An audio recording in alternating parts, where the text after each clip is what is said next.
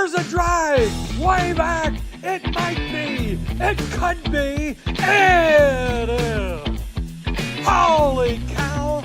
Welcome to another broadcast of Bricks Behind the Ivy.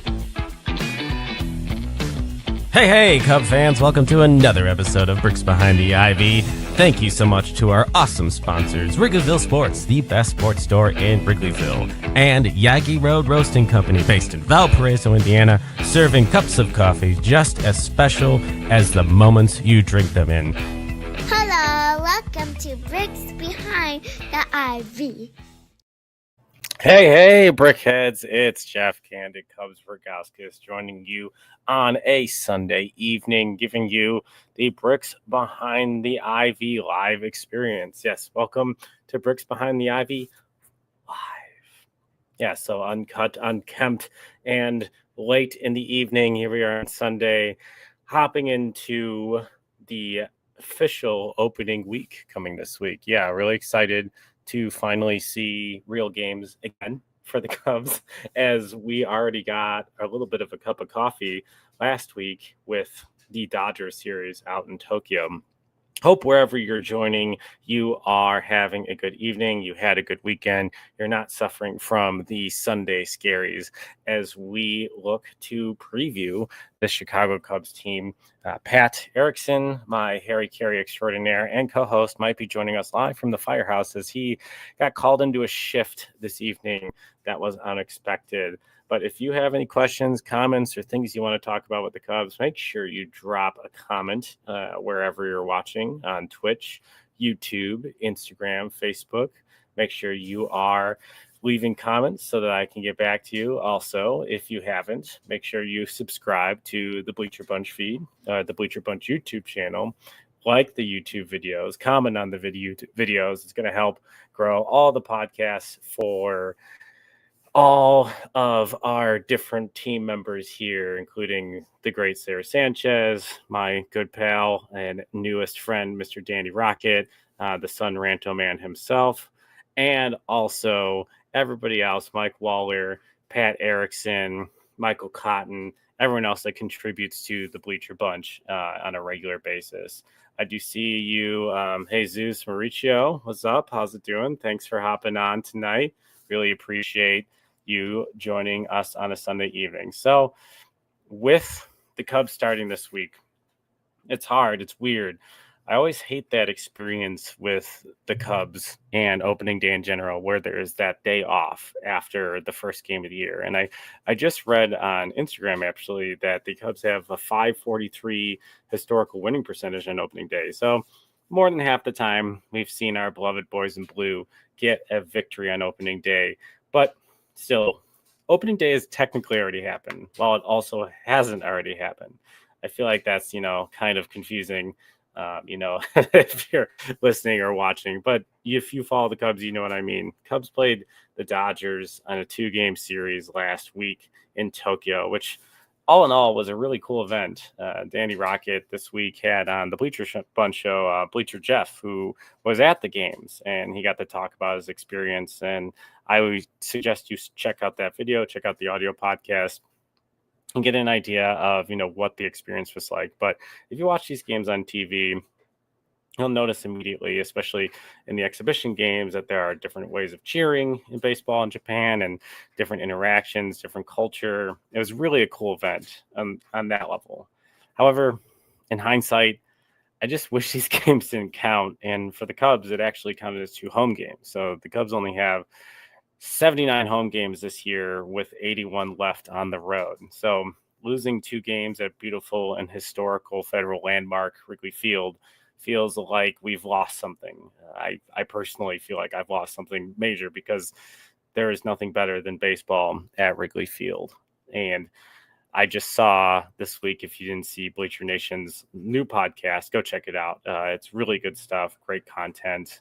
Everything that, Michael and Brett write and put out has so much care. You can see it in the writing, and really they're an inspiration to myself. And go check it out. Their podcast is also great. But Michael gave Brett an ultimatum of no more beer ever in the bleachers, or no ivy in the walls. And to me, it's such an easy choice. It's Ivy. You have to have the Ivy. And I think by this podcast name, you know that I was going to pick Ivy, Bricks Behind the Ivy. As you can see in the Bricks Behind the Ivy studio / my man cave, I've got Ivy draped all over. I got Ivy in the walls. I've got Ivy over here with my marquee. I've got some random Ivy dripping on other Cub stuff. The Ivy is such a huge historic part to what Wrigley Field is to me. And as Brett so cleverly put it, you could always drink a White Claw if that's what you need to do. Just don't get rid of that Ivy.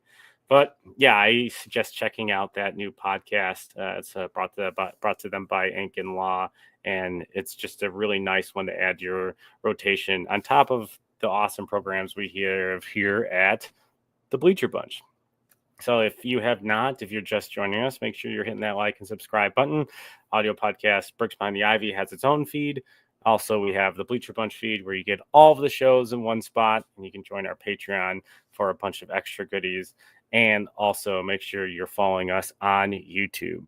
So Pat Erickson was supposed to join me this evening, and we were going to talk a little bit about those first two opening games. And then we were also going to talk just our thoughts on what we're excited about, what we're not excited about for the 2025 season as we get revved up, and trying to get back into that glass half full approach of what are the things that are going to make this team very good, and what are the things that are going to push them to being a playoff level team. And there's a lot of national baseball writers, a lot of baseball folks that are picking the Cubs to win this division because they think that their offense is very good, or they think the pitching is very deep, or they have a lot of depth in different places they haven't had in the past. And I always like that extra perspective from the national media, because sometimes myself, and I'm speaking for others, I get to sit at home and comb over this roster and think about all these roster moves and just really get into the weeds, because I'm a big numbers guy. So like I'm always looking at numbers, and I'm always interested in, how they're going to project. Nerd alert! But, at the end of the day, like, the game is played on the field. And, I think it's nice to see on an outside perspective that people see some positives in this team, and they see how they've improved. And also we've seen, just a step back from the competition in this division. I'm not sure what the Pirates are doing. They have poor ownership, and they're wasting window with Paul Skeens. The Reds, I think I'm the most nervous about, because I think Terry Francona brings a lot to the table. I think he's going to manage that bullpen, manage that rotation a little bit better. Andrew Abbott's already starting the year injured, but they still have Nickel Dello and Hunter Green, and those guys, if healthy, are a really nice 1-2 punch for a team that has a really, really young but potentially powerful offense. The Brewers, are they going to continue to brewer? And yes, that's a verb now, because we've watched them brewer us for 2 seasons. So, and then, I think the St. Louis Cardinals are purposely taking a step back. They did not make a major league signing this offseason. They didn't commit any money. So they're not really planning to compete. In their best case scenario, they're trying to get guys to have good years so they can flip them and jumpstart whatever they're trying to do for the next phase of whatever the Cardinals are going to be, whatever new version of devil magic exists. But what do you think? Do you think the Cubs have this complete roster? Do you think they're really going to run away with this division? I would check out, we did a season preview here at Bricks Behind the Ivy. If you're new or to the show, or if you're not new to it, we did one with Cole Wright last week, and it was right before the Tokyo series. And we talked about what we thought about the team, and Cole put them at like an 89 win group, and he said that he didn't think that he was as high as them as Pacoda was. And I went above Pacoda. I said the Rogowskis meter says 92 wins in 2025. So that's a really optimistic approach. But I thought that there was a chance, depending on what the Pirates do and what the Brewers and the Cardinals do, that there might be some extra wins on the table for the Cubs. And they also are positioned to add to this club pretty significantly at the deadline, which will get them a few wins, from July on. The whole thing is kind of hanging on them not collapsing in May, or maybe this year collapsing in April, as they have as was stated on the Northside Territory podcast with Sahada Sharma and Patrick Mooney, the hardest schedule or hardest month in all of baseball, all of the months of all the teams, the hardest month matchup wise is the Cubs April. It is a gauntlet, and surviving at around 500 in April is going to be a nice victory for this team. But it's going to be painful because a lot of these games I think are going to be very close and they're going to be decided by little tiny things. So it's going to be potentially a pretty tough start to the season and tough to watch type of games as they face top end pitching, top end offenses, and what is really a fairly deep NL. And I'm super excited. I just saw that Mr. Pat Erickson's available, so let's bring him on live from the firehouse. What's up, buddy? How you doing? Doing good. Yep, that's my my office for this evening. So There you go. Yeah. So what's not a going metaphor. on? That's not a metaphor for the Cubs are going to truck through the NL Central. That's an actual fire truck back there, isn't it? You're dang right. There she is. We're gonna be laying on the air horn all through 25. There you go. So So catch me up. Where are we at? So we were just talking about how opening day is coming again, and maybe we can talk about the Tokyo series now that you're here, and we can kind of get some of your thoughts on it. As ultimately, like, I'm throwing those two games out as mid-March games versus the best team in baseball on paper, and it's not close. So I'm not going to take too much stock in it, but there are a lot of little things that felt like deja vu all over again, and all of the little issues that have reared their head in the last 2 years as this team has gone back-to-back 83-win campaigns. What were your thoughts? Well, I mean, there was some good, some bad. I mean, we all have to realize right away that it's 29 teams in the Dodgers. Okay. I mean, that's first and foremost. That's what we got going on there. Secondly, I mean, as far as individual performances, I was really, really happy with the way Shota looked. He looked really, really dominant in his outing.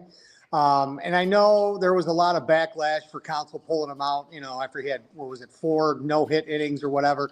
But folks need to realize it's still mid-March. I mean, would it have been nice to get a no-hitter in Tokyo and all the pomp and circumstance? I get all that. But this is a campaign. It's like I always say, it's not a sprint, it's a marathon. And we don't need to be blowing out arms, March, April, May, if we want to go deep into the season. That's the first thing. Justin Steele, he was a little shaky, but again, they're all just trying to get into their groove. He was dominant when he needed to be. The hitting, I'll be honest with you, the hitting still kind of concerns me a little bit. Again, it's early, and like you just said, I'm not trying to put too much stock into it. But I do think that it did show a little bit of a highlight, as we still, in my opinion, need another big bat. Now, where that's going to come from, whether it's going to be now or it's going to be at the trade deadline come July, who knows? I don't know. But, we'll wait and see how that all pans out. It's early, and it is the Dodgers, and top to bottom, even on their bench, they're stacked. So I think we just got to take it in stride and go from there. I would have liked to see Suzuki get a little bit better. I think he was 0 for Tokyo. So I would like to see him kind of kick it up a little bit. But, I mean, everything's going to be coming up. And I mean, Gage Workman's been showing that he may very well hit this roster coming north. Nico's going to be coming back. I guess his rehab stints and staying back in Arizona to get some extra work in, that's been going really good. So all in all, I mean, I think we're going to be okay. It would have been nice to split at least, but hey, life moves on. They're down in Arizona, finishing everything else up, and we'll go from there.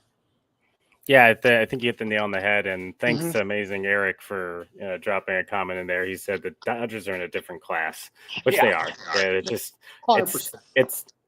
It's one of those things where you hope in a short series, if you see them in the playoffs, like you catch them on a bad week, because they're not going to have many bad weeks. That's an extremely extremely deep roster, and they were without 2 probable Hall of Famers as well. They didn't play Mookie Betts or Freddie Freeman, so the offense gets even more terrifying as more deep. It shows you how deep they are that they didn't miss a beat without 2 of those guys. It's just unbelievable. But yeah, I mean, Seiya had 2 home runs and 2 at bats in the spring training game this week. He did look like in Tokyo, and I'm wondering. I mean, going home, playing in Japan, he's from close to Tokyo. Like, it had to be a very meaningful thing for him to be there, and I'm sure he was. Yeah, I'm sure he was pressing. I know, like, Roki Sasaki and Shohei Ohtani had said in interviews that was the first time they had been nervous for baseball games in a really long time. And yeah, that's they came there and, they want to come back and justify, why they left the MPB, and which is an extremely good league. And yeah, I'm sure it's like say I probably had family that hasn't seen him play live in a really long time at that game. So there's such a human element to baseball. And that's one thing I always try to appreciate as someone who struggled to be a good baseball player, because the human element was not the only factor. I was also bad. But I understand what they bring to the table. So yeah, let's throw it out. Let's look back at the glass half full approach. The Cubs will thrive in 25.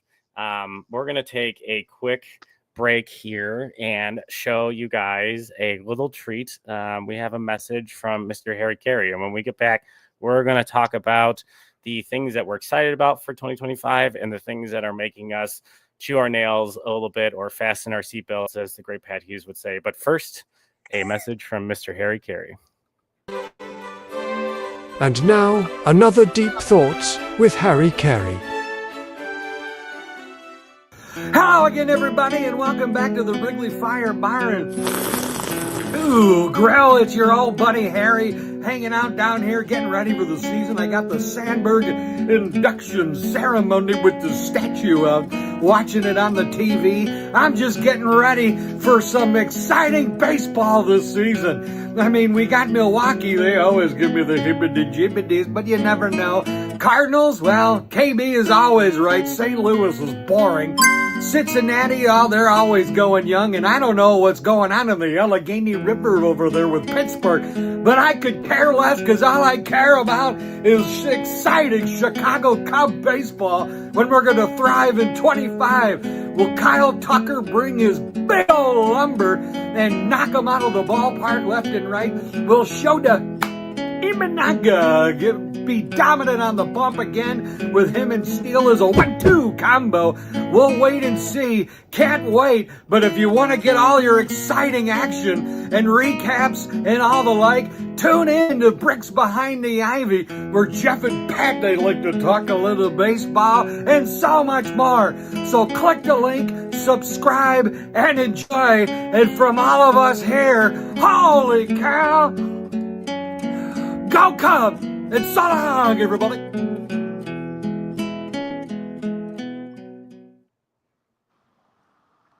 Man, I just love that. Yeah, he might have been overserved today a little bit. I had to kind of throw him out. We had to call him an Uber. It was a whole mess. But yeah. Thank God for Ubers, because I'm sure there are many days in past Harry Carey lives where maybe we made some questionable decisions, but that's for Dutchy and the boys to figure out, not for us. But he's always got his bar stool down there, and he's always ready to go. And someday he'll pay the tab down there, but I seriously doubt it. So I like the moniker Cubs will thrive in 25. First of all, it rhymes, and I'm a big sucker for that. And it's not alliteration. Alliteration and rhyming are like two of my favorite poetic devices. But absolutely. I'll take the rhyme there. But thriving in 25, with the season approaching, I think it's time to think about things glass half full. We had 2 stinker of a games, not really exciting from a Cubs perspective in Tokyo. Wash the palate clean, get the mouthwash, whatever you need to do. Let's forget about them. Let's throw them out. Season starts anew again, Thursday, 9:10 Central. Yes, 9:10 Central, which I'm going to go live and watch along with whoever wants to join. So check out for information on that, because I love West Coast games as a dad, because my kids are in bed and I get to watch all of it. Uninterrupted. Usually I've got like one ear pod in, like trying to listen to the game while like reading a story, which is extremely difficult, because then you're like trying to read quietly when you're when something's getting exciting, but then your kids they pick up on that pretty quickly. But yeah, 2025. What's one thing you're looking forward to, Pat?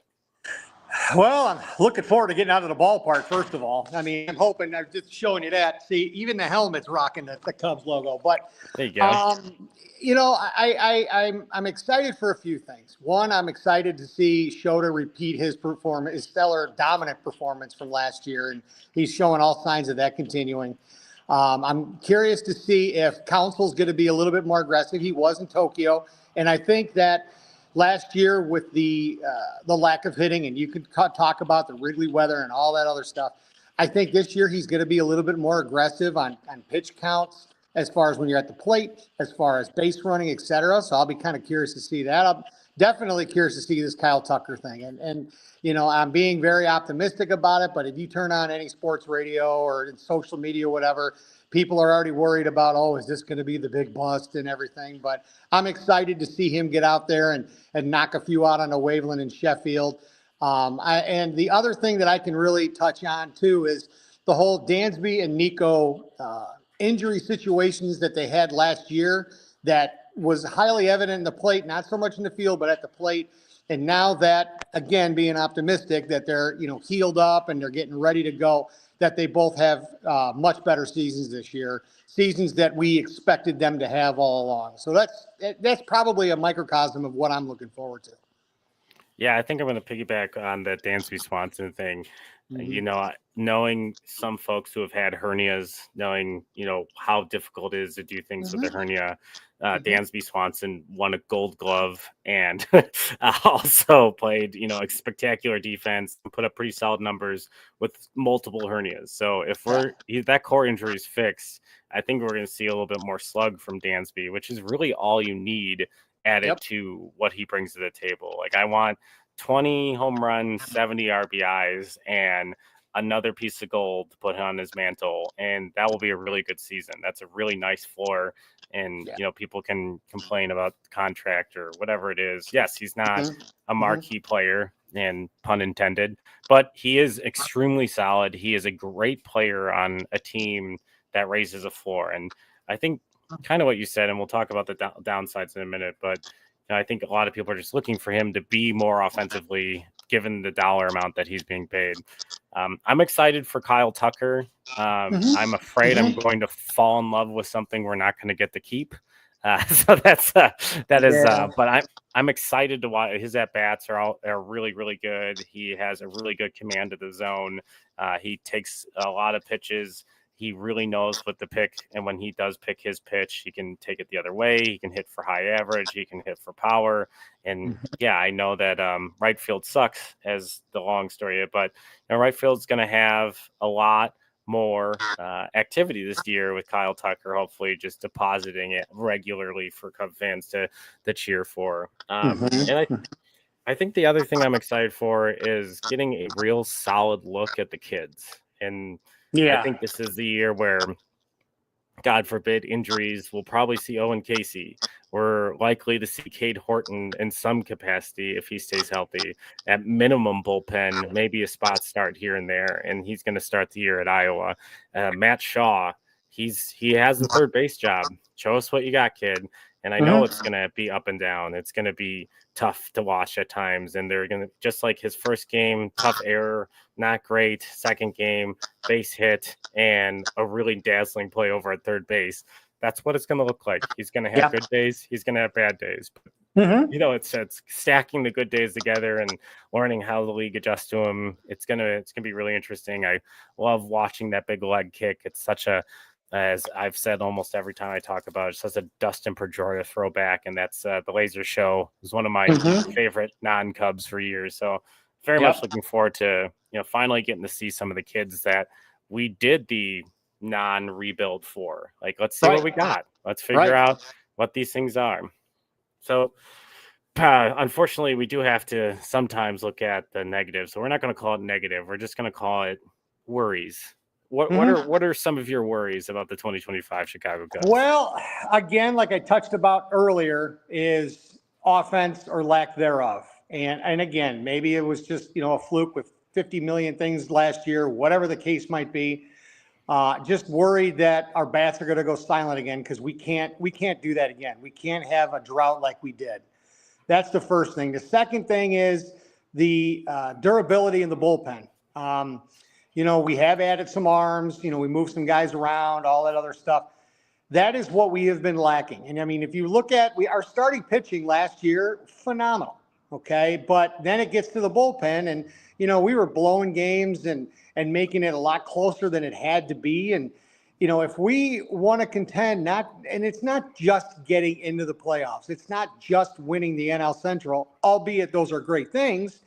We want to go deep. And in order to do that, one of the biggest pieces is that you need a strong bullpen, a sturdy bullpen, a dependable bullpen. And, and I think we've got the guys to do it, but I'll be honest with you, I'm always worried. I'm always concerned of what's going to happen. Now we do, and Jordan Wicks, Ben Brown are two good examples of those could be long reliever guys, spot starter guys. And that's good to have that kind of luxury, as well as some of the, the arms that you mentioned earlier. But that is pretty much my two biggest concerns. And I guess the only other thing is now that Council's got all of his guys.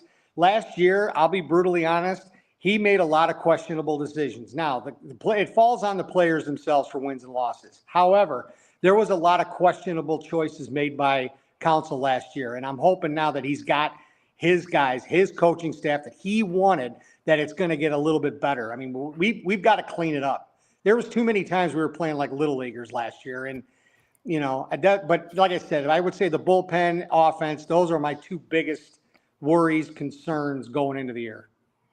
Yeah, I think I agree in some of the things you said. And, I think he was dealt a tough deck of cards, and I'm not going to give him that much credit, but they asked a lot out of Hector Neris that I just don't think he was capable of doing. Right. And I'm not sure who in that pen you would have handed that role to.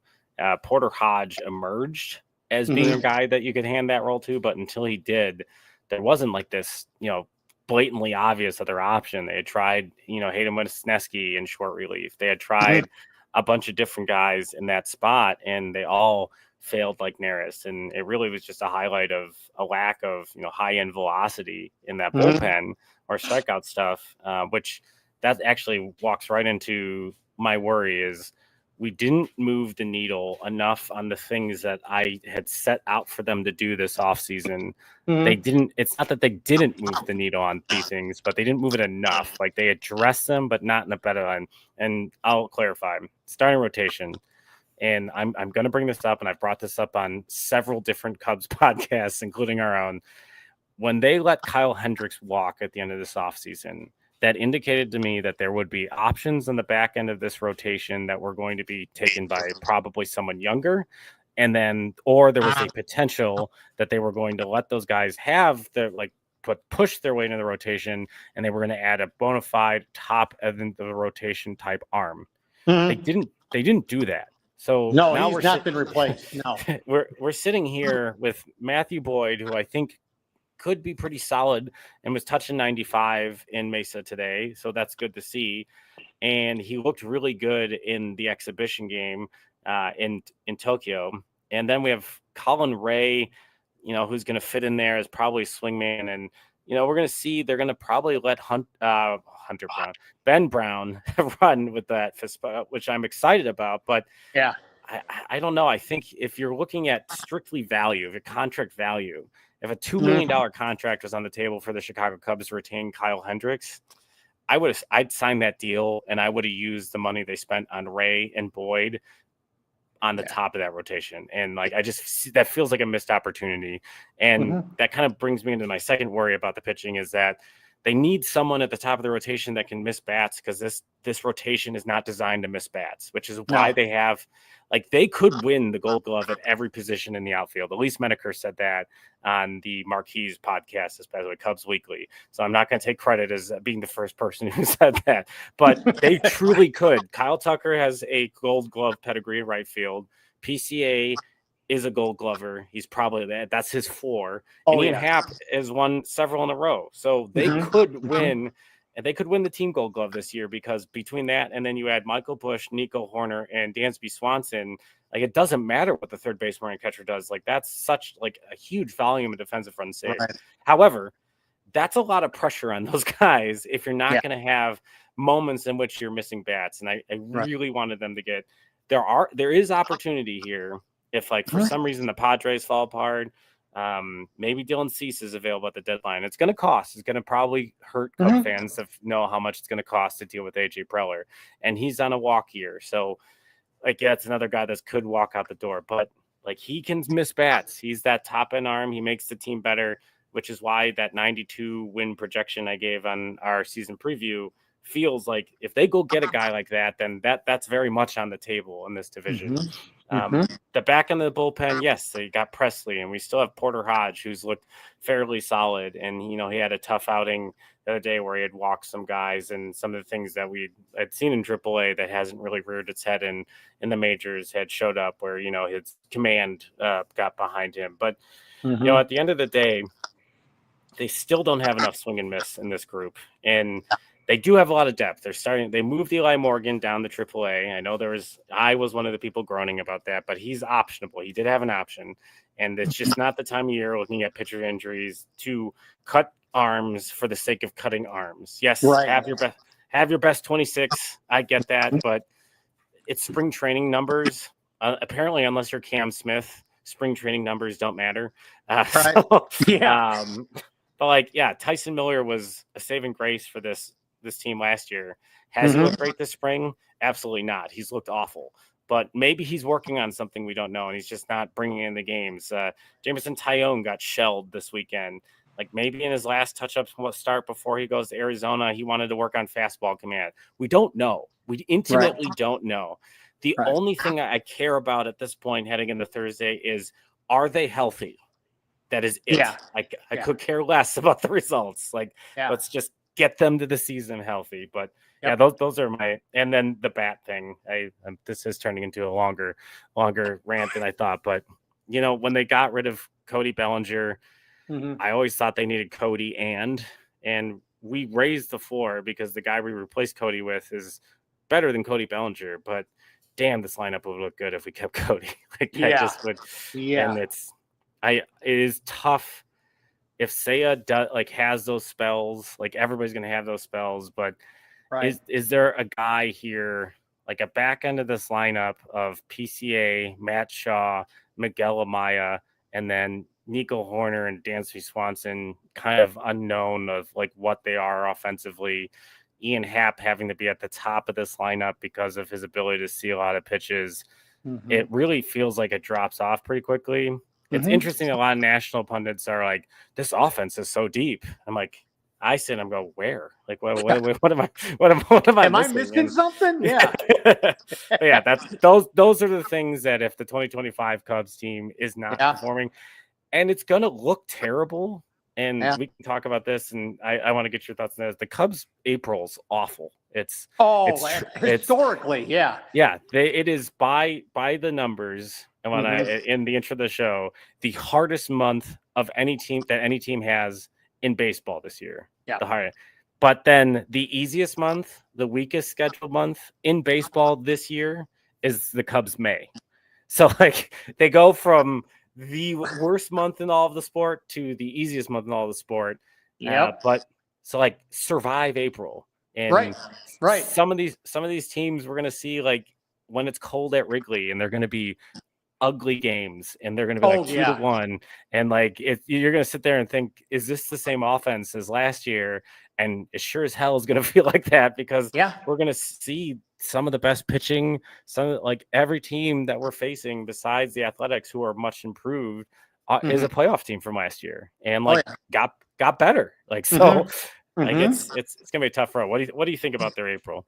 Yeah, I mean, April is, like I said, historically, and you probably also have done it. We've been, in the stands during April, so I can only imagine what the players are feeling, because it's not, hey, it's sunny and 80, give me a cold one. No, April is just, it's a brutal month, and you pile on with the schedule that we've got in the month of April, and it's going to be tough. Now, there's always the folks that say, pennants aren't won in April. I beg to differ a little bit. You don't want to get behind that 8 ball too soon.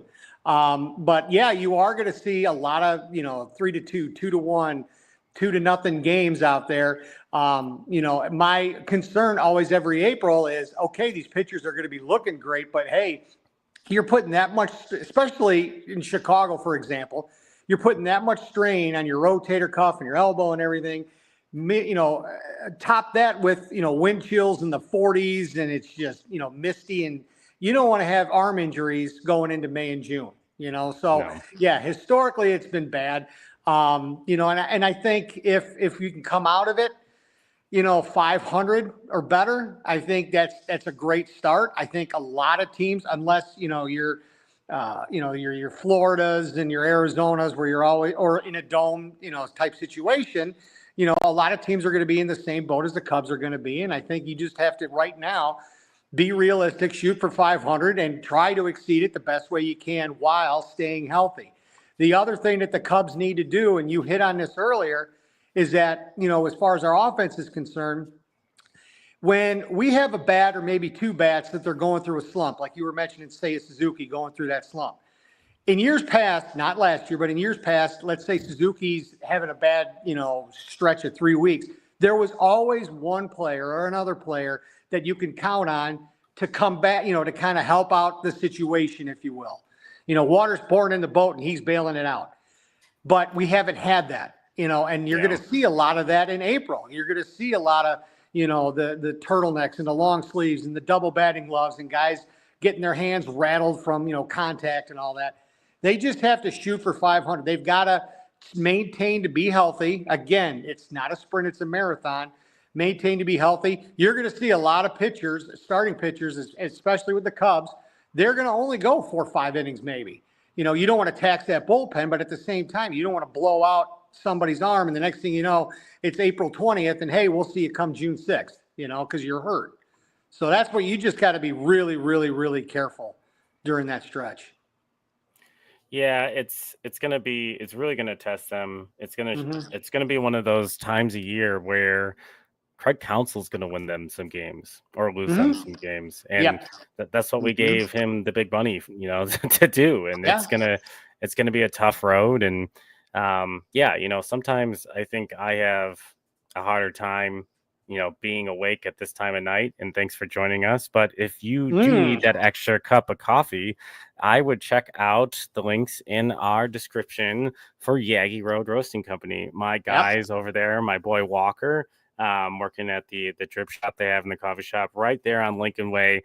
Best coffee I've ever had. My wife was a barista when I met her on campus, has a really, really good coffee palate. She only drink this stuff now.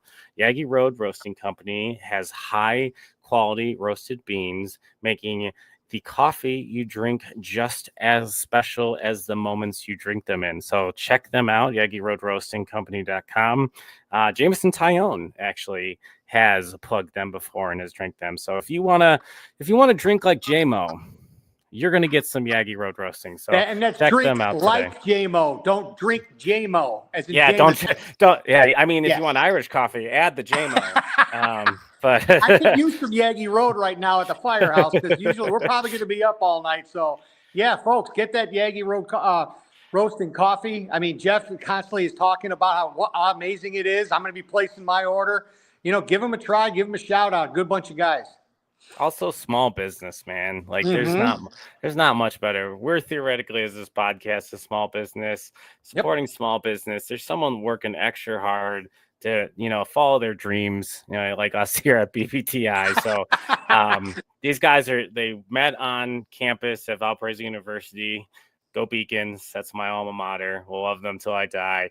And yeah, they went to business school and then they stayed and started this roastery. They go like Costa Rica and Nicaragua and they handpick the beans from the farmers they work with. That's awesome. Just incredible stuff. Like just so cool. And they have just been such a huge sponsor and proponent and just have supported the show from when we had 5 listeners and, now we're approaching over 4,000 downloads, nearly 800 subscribers on YouTube. So thank you. It's just awesome. So, all right, I did this with Cole Wright, and maybe this will be how we end the show tonight. And thanks for everybody's listening. If you haven't, hit that subscribe button, especially if you're on the Bleacher Bunch Network YouTube page. We are also on the Sun Ranto page right now, but trying to push everyone to the Bleacher Bunch page. So we can try to monetize this thing, and make sure we can afford an extra cup of Yagi Road every once in a while. Maybe the creamer. Who knows? Yeah, exactly. Well, hold on. Let's the price of eggs. You want me to get cream? So with Cole Wright, we did over under, and I've been doing this for all the NL Central preview for a betting website not to be named because no free ads. Has the Cubs win total set as 86.5. Gun to your head right now. Do you say over or under for the 2025 team? I'm going to go over slightly, but I'm going to go over. My prediction right now, and all my college buddies from NIU are probably slapping their foreheads. So Al, Joe, Keith, Doug, whatever. Anyway, I'm shooting for 88 right now. I don't think that they're going to hit that 90. If they do, God bless them. But I'm going to take the over in that, and I'm shooting for 88. What about you? I said the Rogauskas metric. Pacoda has 91. The Rogauskas metric has 92. I'm going 92. Okay. I like the idea of pushing 90 wins. I like a lot about this club. I think that they will tread water better than teams in the past, and then when they get hot, they'll look really, really good. Yeah. And I'm hoping that the budget, how it's constructed and this is putting a lot of faith into Tom Ricketts, but the budget as it's constructed currently does have room to make impact moves at the deadline to supplement this group. So I hope that they are in a position where they feel like they can, grab one more piece to maybe challenge the Dodgers in the playoffs or something. I'm not saying that they'll get better than the Dodgers at the deadline, because that's not going to be possible. No, we're all realists. Yeah. There will be potentially like a Dylan Cease. There will be Sandy Alcantara. Depending on what the Blue Jays do, there could be a Vlad Guerrero. Like, go big game hunting, man. Like, and then you add that to either Guerrero's to this offense. You add like Dylan Cease to the front of this rotation. You do both of those things, and the only thing that costs is maybe some outfield prospect depth.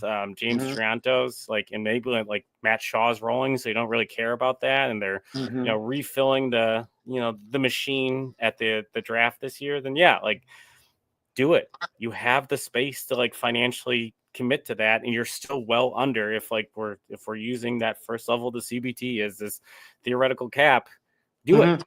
Just stop, and you won't go over again this year, and then you can really push it to the metal, and you give Vlad Guerrero and Kyle Tucker a taste of what it's like to play together, and they'll take maybe only $5 million a year because Tom Ricketts will talk them into being worth nothing because otherwise we won't get them. I'm just kidding, but we're just here to break even, folks. Exactly. That's I mean, come on, what does a beer cost in distribution land? $6, right? Exactly. $3-4 in a massive pallet. You're charging $18 for you, the guy to spill half of it while he pours in that plastic cup or beer bat. Yeah, no, thank you. I think that's a good place to leave it. So then the audio crowd will still have a consumable 43 minutes. Thank you so much, guys, for hopping on a live episode of Bricks by Night. And Pat, thank you for hopping in from the firehouse. And the community was doing me a favor and keeping it quiet for a while for me. I have a feeling as soon as we end this, I'm gonna be running. But folks, it was great talking to you. Shoot us messages anytime. If you got thoughts, questions, whatever. But hey, Thursday, 9-10, settle in, get ready for some Cubs baseball. And you know what? Let's do this. Let's start off this marathon right, and let's just go from there, pedal to the metal. Yeah, let's thrive in 25 as Mr. Harry Carey would say. And this has been another episode of Sports Store in Wrigleyville.